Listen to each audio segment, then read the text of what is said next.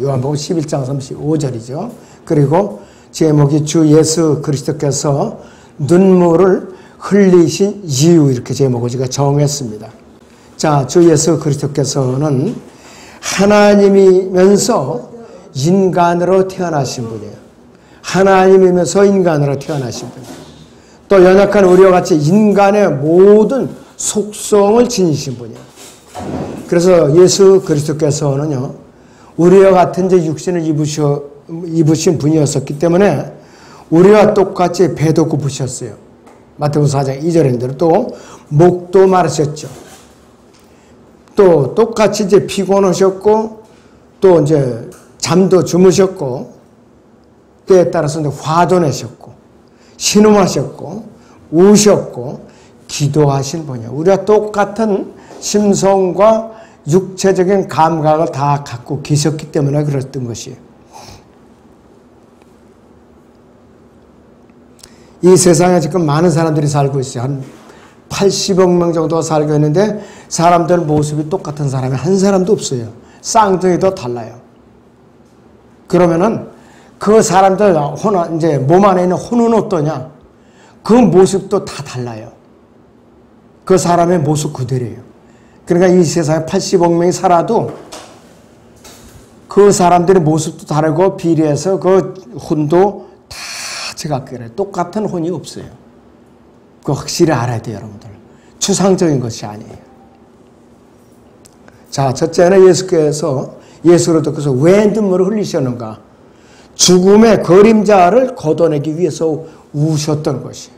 자, 여기는 예수께서 우셨더라 그랬는데 Jesus wept. 자, 위어의 이제 과거형인데 많은 의미가 담겨져 있어요. 영어로는 2단어밖에 안 돼요. 딱 2단어. 네. 자, 5장 16절인데 여기서 보면은 항상 기뻐하라고 그랬거든. 항상. 그러니까는 언짢은 일이 있었을 때도 우리는 기뻐할 줄 알아야 돼요. 언짢은 일이 있었을 때 감정만 잔뜩 표출하고 화를 내고 신경질낼 것이 아니라 언짢고 어려울 때일수록 항상 기뻐하라. 이 말씀에 순종을 하셔야 됩니다. 자, 그래서 하나님이신 주 예수 그리스도께서 하나님이신 주 예수 그리스도라고 말씀을 하고 있어요. 하나님이시라고 했어요.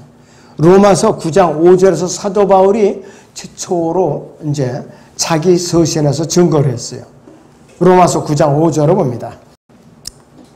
조상들도 그들의 조상이며 육신으로는 그리스도께서 그들에게 나셨으니 그는 만물 위에 계셔서 영원히 송축받으실 하나님이시라 그랬습니다. 예수 그리스도가 하나님이라고 사도 바울이 증거하고 있어요. 육신을 입으신 하나님이라 이것이요. 사도 요한도 하나님이시라고 증거하고 있어요. 요한일서 5장 20절을 보세요. 맨 뒤쪽에. 자, 또 우리가 아는 것은 하나님의 아들이 오셔서 우리에게 지각을 주셨다는 것이 이는 우리로 참되신 그분을 알게 하려는 것이라 우리는 참되신 그분 곧 그분의 아들 예수 그리스도 안에 있노라. 이분은 참 하나님이시며 영원한 생명이시라 그랬습니다. 그분의 아들 예수 그리스도, 하나님의 아들 예수 그리스도라고 앞절에서 언급을 하면서 뒤에는 바로 참 하나님이시라 그랬습니다. 그러니까 예수 그리스도는 하나님이신데 어떤 하나님이나 육신을 입으신 하나님이라 이거예요. 육신을 입으신 하나님. 그러니까 예수 그리스도 하나님하고 여러분들은 억지로 분리시켜서 생각을 하면 안 돼요. 여러분들 잘 숙지를 해야 됩니다. 그래서 예수 그리스도께서 오셨다는 사실은 사람의 몸을 입으시고 사람으로 오셔서 사람들 가운데 들어와서 사셨다는 것과 관련해서 생각을 하지 않으면 이해하기 어렵지만은 예수 그리스도께서 오신 것은 모든 죄와 죄의 결과에 대해서였다는 사실을 우리는 유념할 필요가 있어요. 우리와 똑같은 감정을 가지신 분이기 때문에 가능했다 이것이요. 이사야 53장 3절에서도 슬픔의 사람이여 질고에 익숙한 사람이셨다고 그랬습니다. 이사야가 기원전 BC 700년경에 이제 740년경에 기록을 한 거거든요. 그때 벌써 과거형으로 기록이 돼 있어요. 과거형으로. 자, 주 예수 그리스도가 오신 것은 이런 단순한 인간의 동정심 이상의 의미가 담겨 있어요. 아담이 타락한 죄의 결과로 아담 이후에 태어난 모든 혼들에게 드리워지는 죽음의 그림자에서 벗어날 수가 없었는데, 자, 하나님이신 예수 그리스도께서는 그 죽음의 그림자를 아주 걷어내시기 위해서 오신 거예요. 지금은 어떻게 되나 다 걷어내셨어요. 누구든지 예수님 영접하면은 그 죽음의 그림자에서 완전히 해방되는 거예요. 그런 나한테 실제로 나한테 적용시키기 위해서는 그분을 영접하면 바로 내 것이 되는 거예요. 그럼 나는 그 죽음의 그림자에서 완전히 벗어날 거라 이것이. 이사야 53장 12절을 같이 봅니다. 그러므로 내가 위대한 자와 더불어 한 몫을 그에게 나누어 줄 것이며 그가 강한 자들과 더불어 탈취물을 나눌 것이니 이는 그가 자기 혼을 부어 죽음에 이르게 하였으며 그는 또한 범죄자들과 더불어 헤아림을 받았으나 그가 많은 사람들이 죄를 지며 범죄자들을 위하여 중보를 하였음이라 있습니다. BC 740년경에 중보를 했다고 과거형으로 시제를 기록을 해놓고 있어요. 그때 벌써. 왜 그런가? 예언이기 때문에 가능한 거예요. 그래서 요한복음 11장 35절은 거지 나사로는 예수 그리스도께서 이 땅에 사시는 동안 가장 연민을 갖고 사랑했던 사람 중이에요. 자, 하나님이신 예수님이 거지이고 문득병 환자인 나사로의 집에 자주 드나들면서 같이 음식을 먹고 대화를 나누고 그랬던 분이에요. 가당치나 한 일이에요. 요즘 여러분들 이 땅에 있는 수백 명의 대통령, 왕, 총독하고 비유가 되지 않는 분이 예수님이거든요. 그분이 일개 거지 나사로의 집에서 같이 식사를 하고 대화를 나누고 그랬던 분이에요. 나사로는 문둥병으로 살았지만은 굉장히 행복한 사람이에요. 죽은 지 나흘 만에 썩은 이제 송장에서 이제 다시 살아났던 사람이에요. 얼마나 행복하고 정말로 행운하였더냐 이것이요. 근데 저나 여러분들이 예수님께 직접 같이 생활을 못 해봤잖아요. 근데 여러분들은 더 좋은 것을 갖고 있어요. 왜? 그분이 아예 성령으로 저나 여러분들 몸 안에 들어와서 이제 거처로 하고 계셔요. 나사로보다 확실해요, 우리는. 우리는 부활하면은 예수님의 신부가 된다 이거예요. 그런데 이 나사로조차도 죄의 싹스로 인해 죽음을 피할 수 없었다 이거예요. 나사로도 이제 다시 살다가 수명대로 살다가 다시 죽었다 이거예요. 자, 그래서 나사로의 혼은 지금 죽음의 그림자가 덮여 있었는데 예수 그리스도께서는 바로 이러한 이유 때문에 이 땅에 오신 거예요. 인간의 혼에 필연적으로 드려지는 죽음의 그림자를 거내기 위해서 예수 그리스도께서는 친히 육신을 입고 이 땅에 오셨던 것이에요. 바로. 예수 그리스도께서 이 땅에 오신 두 가지 목적이 있습니다. 첫째는 마귀의 일들을 멸하시려고 오셨고, 두 번째는 죽음의 노예로 마귀에게 속박되어 있던 죄인들에게 드려졌던 죽음의 그림자를 완전히 걷어내시기 위해서 오신 분이에요. 바로. 그렇게 오셨다 이게. 히브리서 2장 같이 보세요. 14절 15절을 봅니다. 자, 이제 거기 같이 보시면은 분명하게 예수님이 오신 목적 두 가지가 확실하게 언급이 되어 있습니다. 자녀들이 피와 살에 참여하는 자인 것 같이 그 역시 같은 모양으로 동일한 것에 참여하신 것은 자신의 죽음을 통하여 죽음의 세력을 가진 자 곧 마귀를 멸망시키며 또 죽음을 두려워하므로 평생을 노예로 속박되어 있는 자들은 놓아주시려 함이니라 했습니다. 이런 목적으로 오셨어요. 그래서 갈보리 십자가가 필요했던 것이고, 저는 15절에 있는 바와 같이 그 죽음의 이제 그림자로부터 마귀의 속박으로부터 해방이 됐다. 누구에서? 예수 그리스도에 의해서. 그 사실이 없으면 그 사람은 거듭난 사람 아니에요. 이것은 하나님의 직접적인 뜻입니다. 그럴 때는 우리는 그 뜻을 헤아리는 하나님, 아들 하나님의 마음속에 감격의 눈물을 금할 수가 없었어요. 자, 거기 이사야 53장 10절에서 11절을 같이 보시죠. 그를 상하게 하는 것은 주를 기쁘시게 하였기에 주께서 그를 고난에 두셨도다. 주께서 그의 혼을 속죄의 제물로 만드실 때 그 자신의 씨를 버리니 그 자신의 날들은 늘릴 것이요 주의 기쁨이 그의 손에서 번창하리니 그가 자기 혼의 고통을 보고 만족하게 되리라. 나의 의로운 종이 자기의 지식으로 많은 사람을 의롭게 하리니 이는 그가 그들의 죄악을 담당할 것임이라 그랬습니다. 자기의 지식은 뭐냐? 기록된 성경을 말하는 것이 바로 기록된 성경을 말하고 있는 것이. 자, 예수 그리스도께서 이러한 이유 때문에 나사렛의 누이 마리아와 그녀와 함께한 유대인들이 우는 것을 보고 영어로 신음하고 괴로워하셨던 것이에요. 예수 그리스도의 눈물은 인간은 이 피조된 인간의 눈물이 아니라는 걸 여러분들이 잠시라도 잊으면 안 된다 이거예요. 자, 주 예수 그리스도께서 갈보리 십자가에서 왜 눈물을 흘리셨는가? 두 번째 이유가 있죠. 아담 안에서 타락한 죄인들이 구원의 근원이 되시기 위해서 우셨어요. 십자가의 고난을 앞두고 이 겟세마네 동산에서 아버지 하나님께 두 번째로 우셨는데 거기 히브리서 5장 7절에서 10절을 보죠. 그는 육체로 계시는 날들 동안 자기를 사망에서 구원하실 수 있는 분께 심한 통곡과 눈물로 기도와 간구를 드렸고 하나님께서는 그의 두려워하심을 인하여 들으셨느니라.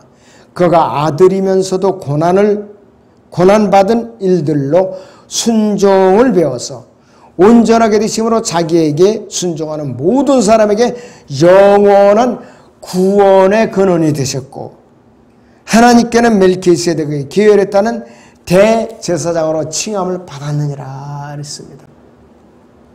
저나 여러분들 구원의 근원이 되시려고 이 갈보리 십자가에서 희생하다면서 또 눈물을 흘리셨던 것이 예수 그리스도께서는 지금 셋째 하늘 하나님 보좌 오른편에서 대제사장으로서 중보자로서 또 변호해서 계신다. 누구를 위해서? 저나 여러분들을 위해서 그런 거예요. 다른 사람들이 아닙니다. 대상이 바로 이 시대에 구원받은 그리스도인들을 위해서 이 역할을 하고 계시는 것이에요. 그래서 이 그분께서 겟세마네 동산에서 우리를 위해서 눈물을 흘리심으로써 그분의 자녀들이 이 땅에서 사는 동안에 받는 온갖 시험으로부터 보호해 주시고 도와주실 수 있는 유일한 분이에요. 여러분들 시험을 당할 때나 고통을 당할 때마다 그분께 탄식하고 부르짖으면 그렇게 경청하시고 응답하신다 이거예요.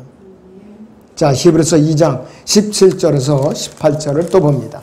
그러므로 그가 모든 일에 마땅히 자기 형제들과 같이 되셔야 했으니 이는 하나님과 관련된 일들에 자비롭고 신실한 대제사장이 되셔서 백성의 죄들을 위해 화해를 이루려 하심이라.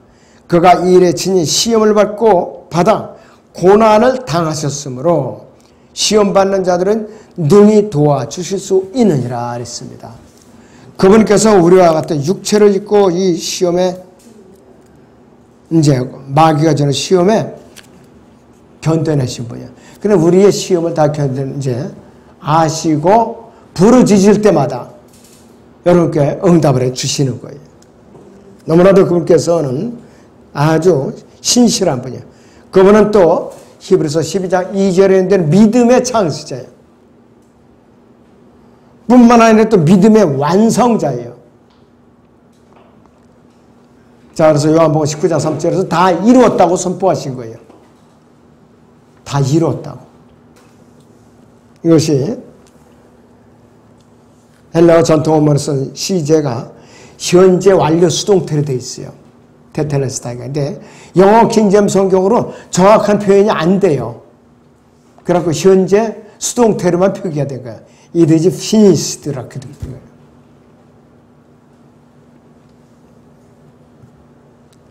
그래서 그분께서 현재 하나님의 오른편에 앉아 계셔서 우리를 위해서 중보하고 계세요.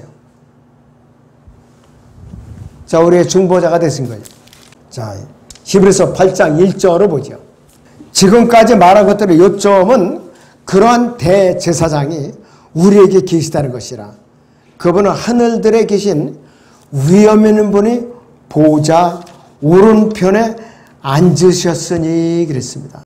여러분들이 이 고난을 겪을 때마다 하나님의 보좌 오른편에 앉아 계시는 예수 그리스도를 머리에다가 의식하면서 기도를 해봐요. 더 실감이 날 거예요. 더 실감이 날 거라 이것이. 그런데 사람들이 추상적인 기도를 하고 있어요. 그러니까 응답받기가 힘든 거라 이것이. 추상적인 기도만 하니까. 베드로서 3장 22절을 봅니다. 그는 하늘에 오르셔서 하나님이 오른편에 계시니 천사들과 권세들과 능력들이 그분에게 순종하느니라 했습니다. 하늘에 있는 천사들과 권세들과 능력들이 그에게 순종하다. 그러니까 이 영적인 존재들이 무조건 예수 그리스도께 순종하고 있는 거예요, 지금. 그런데 그 영적인 존재들이 예수 그리스도께 순종하는데 그 주인공이신 예수 그리스도께서 저나 여러분들 몸 안에 성령으로 계시어요, 지금. 그러니까 여러분들도 대단한 존재들이에요. 위대한 존재들이라 이거예요. 일시적으로 지금 육신이 불편하고 몸이 아프다 해도 낙심할 것이 없다니까요. 주님께서 데리고 오실 때까지 잠시만 더 기다리고 계셔요. 참고 인내하고 감사함으로 기다리면 됩니다. 자, 예수 그리스도께서는 왜 그러면 눈물을 흘리셨는가? 마지막 세 번째는 이스라엘의 멸망을 바라보고 우셨어요. 앞으로 다 멸망당한 이스라엘을 보고 우셨다 이것이.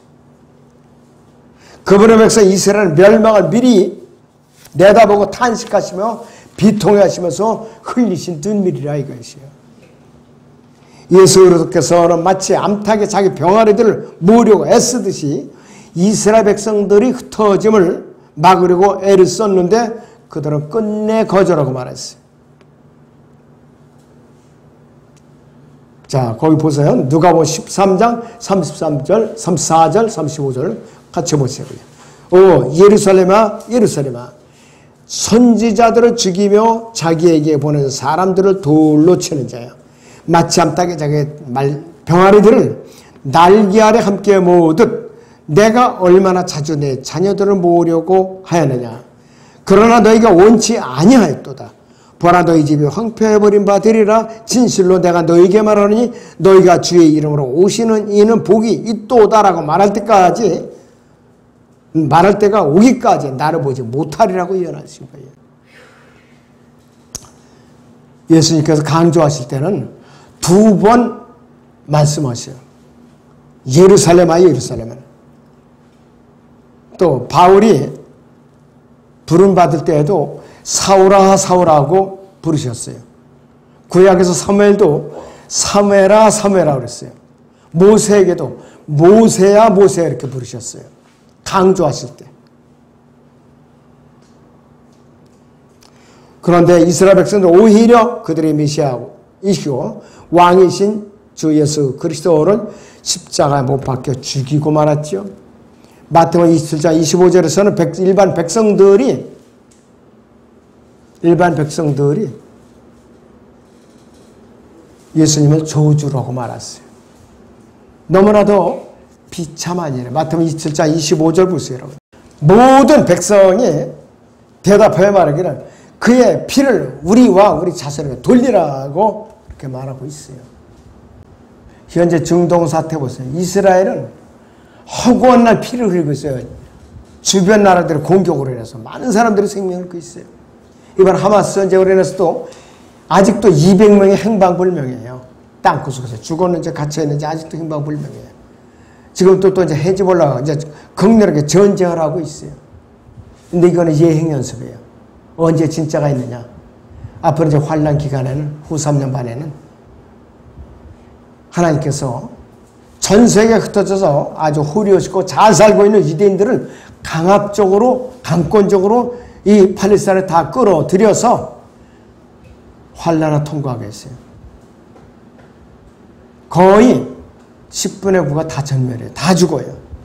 나머지만 지상 왕국으로 데리고 가셔갖고 통치에 참여하시는 거예요. 우리는 이때요, 연민의 정을 갖고 이스라엘이 돌이키고 은혜의 복음을 듣도록 간절히 기도해야 됩니다. 정말로 간절히 기도해야 돼. 이때 이스라엘 위해서 하루에 한 번도 기도한 적이 없다. 오늘부터 실시하세요. 실행 옮기셔야 돼요. 요한복음 19장 15절에서는 종교 지도자들이 뭐라고 외치는가? 그들이 소리 지르기를 처단하소서, 처단하소서, 그를 십자가에 못 박으소서라고 하더라. 빌라도가 그들에게 말하기를 너희의 왕을 내가 십자가에 못 박으라고 하니 대제사장들이 말하기를 카이사 외에는 우리에게 왕이 없나이다. 못할 말을 해서는 안 될 말을 쏘다니고 말할 것이에요. 이방인 이교도 총독인 빌라도는 예수 그리스도를 유대인들이 왕으로 공식적으로 선포하는 거야. 이렇게 너희의 왕이라고 그랬어요. 너희의 왕.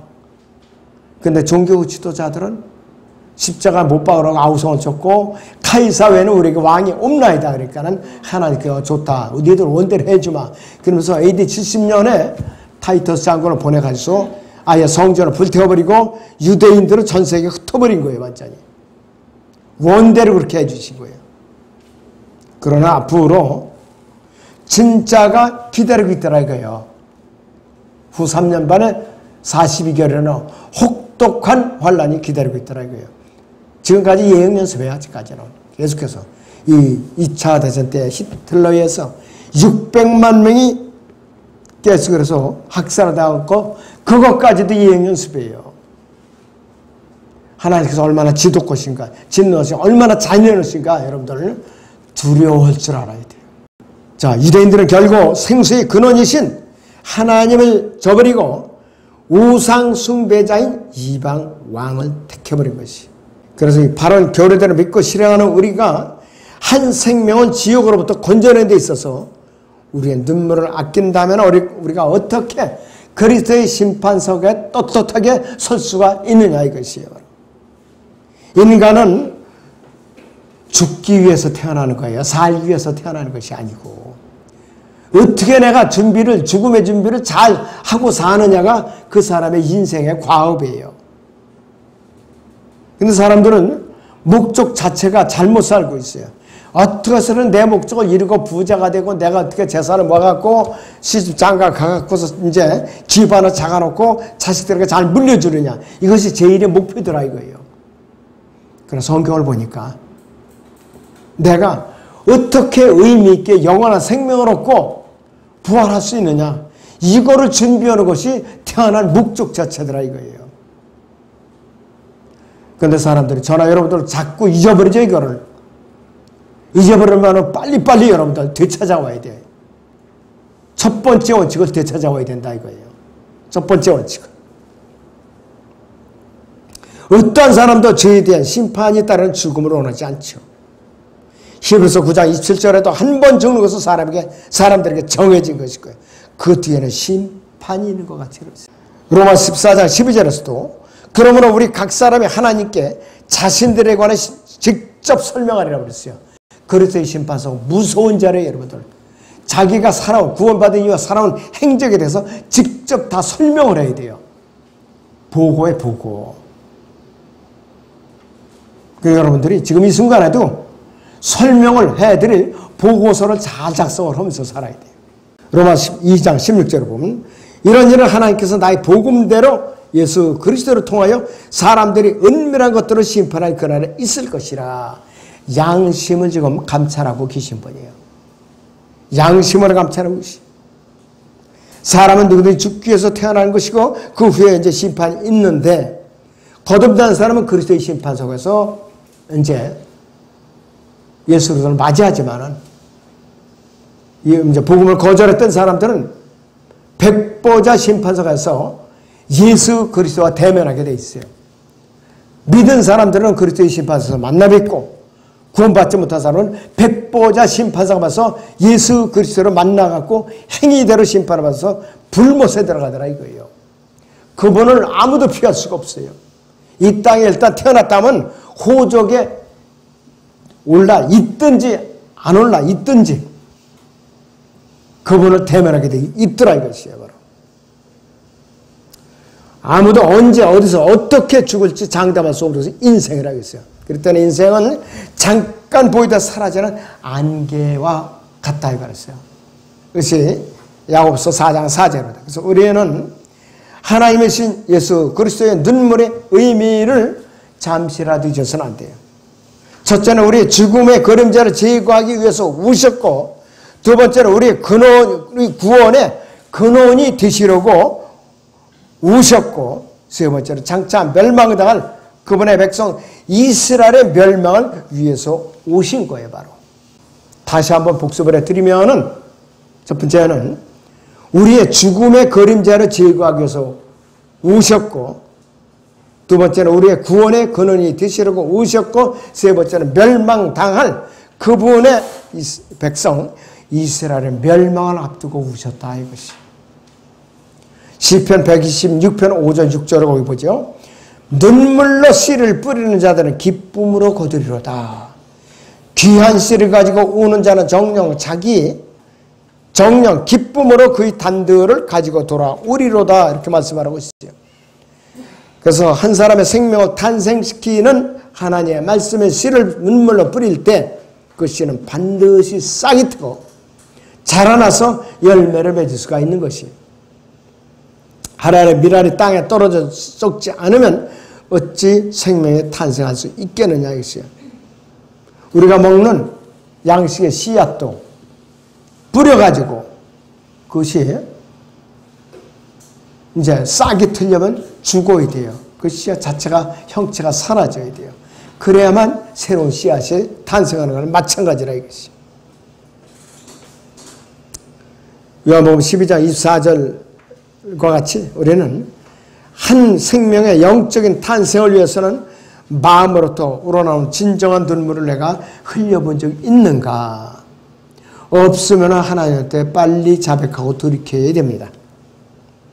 믿음의 창시자이고 구원의 근원이신 또 만왕의 왕이시고 또 만주의 주이신 예수 그리스도께서 이 땅에 다시 오셔서 그분의 왕국을 세우시고 직접 통치하실 때 예수 그리스도께서는 지금도 셋째 하늘의 하나님의 보좌 오른편에서 한 사람의 생명의 탄생을 위해서 이제 눈물을 거두지 않고 손과 옆구리의 상처를 그대로 갖고 계시는 분이에요. 그분은 이 땅에 오실 때에도 손목, 발목의 상처, 옆구리의 상처 그대로 갖고 오세요. 우리를 데리러 오시고 올 때도 그렇고 지상재림할 때도 그거를 그대로 갖고 오세요. 여러분들. 왜? 증거를 삼기 위해서. 도마가 옆구리로 이제 손을 넣어봤다. 손목, 발목을 만졌다가 부끄러움을 당했어요. 우리는 보지 않고 믿는 자들이 있었죠. 기록된 대로 믿었었죠. 그러니까 거듭났죠. 그러니까 거듭났다 이것이. 아무튼 우리는 예수 그리스도께서 눈물을 흘리신 이유가 이렇게 굉장히 중요했던 것을 마음속에 깊이 우리는 간직해야 됩니다. 기도하겠습니다.